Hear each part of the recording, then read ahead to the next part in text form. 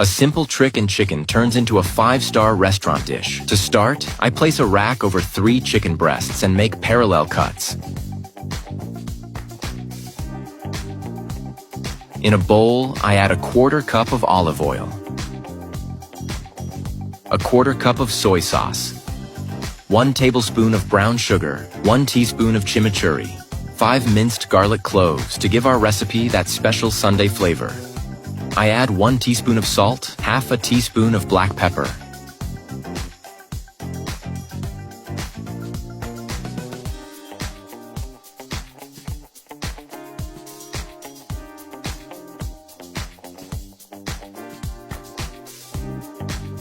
I cover it with plastic wrap and let it marinate for 30 minutes.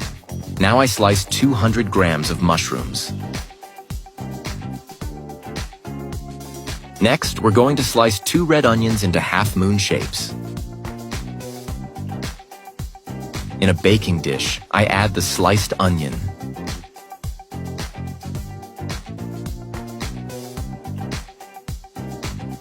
Then I place the delicious mushrooms one by one. And right after that, I add 2 tomatoes sliced into rounds.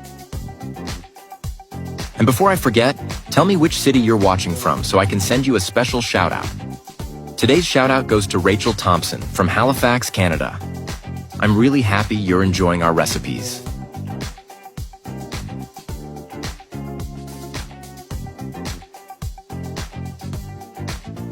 Now I arrange the chicken breasts on top of the tomato.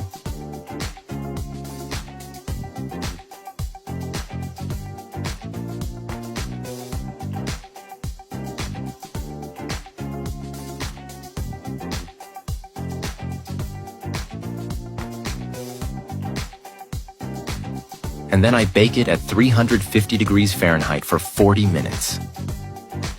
After baking, I top it with mozzarella to taste to make our delicious recipe even more flavorful.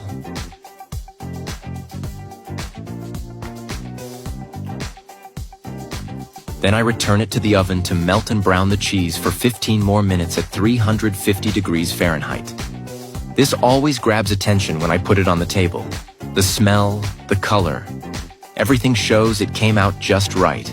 It looks like something from a restaurant, but it's one of those recipes you get the hang of quickly. I like to take my time at this point because that's when you really see the result of the whole preparation. You know that feeling when you know you nailed it? That's it. The texture already shows it turned out perfectly, and every time I make it, it feels like it turns out better than the last.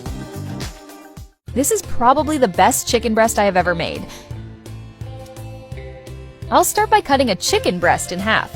I made this preparation very detailed so you can achieve an amazing result in the kitchen. Then, I'll place plastic wrap on top so I can pound it with a meat mallet. Pound it well, you'll see how worth it is to make a recipe like this for dinner. I'll add wheat flour to this bowl here. Now, I'll coat the entire chicken, making sure to cover all sides properly. Tell me from which city you're watching us so I can send you a special greeting. Today's greeting goes to Michael Johnson from New York. I'm happy that you're enjoying our recipes.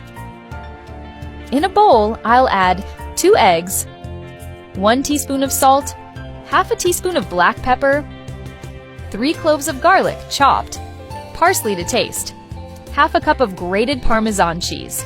I'll mix everything well until all the ingredients are perfectly combined. It should have this texture, perfect for the next step. Now, I'll take the chicken breast that I coated and dip it into the mixture. It's really easy to make.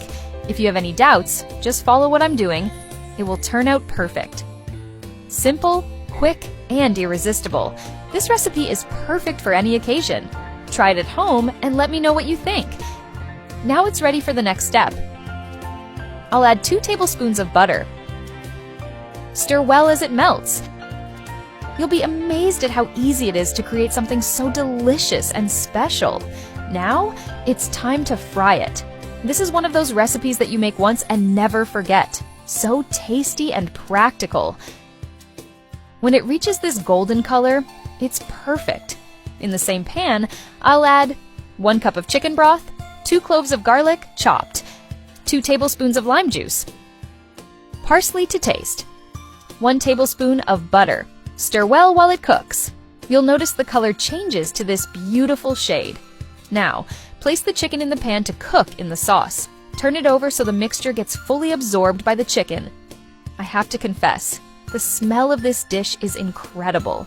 Surprise your family with a wonderful dinner by preparing this amazing recipe. Now, just transfer it to a plate, cut it, and taste this delight. Look at this fantastic appearance. It's perfect. If you look closely, the texture is also very tender.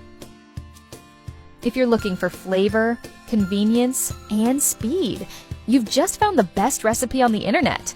This chicken is totally worth making for dinner. It's perfect for gathering the family. If you like this preparation method, you're going to love my next tips. I still have many other secret recipes to share, so stay tuned and don't miss anything. You can make this cake in a pan. It's super quick and easy, a practical and delicious recipe. To start, I add 1 tablespoon of butter to the pan and let it melt completely. The butter has fully melted. Now I add 1 heaping tablespoon of sugar. I stir well to dissolve the sugar and let it caramelize with the butter. The sugar has caramelized, forming a golden, shiny syrup. Now, while the caramel is still hot in the pan, I add pineapple slices. I'm using canned pineapple, but if you prefer, you can use fresh pineapple. I arrange the slices evenly around the pan, making sure they are well placed. Done! All the pineapple slices are now on the bottom of the pan. Now, I set this aside while I prepare the cake batter. In a bowl, I add 1 egg, 3 tablespoons of sugar, and half a teaspoon of vanilla extract. The vanilla extract will give the batter a delicious aroma and a special flavor. I mix well until the sugar is fully dissolved.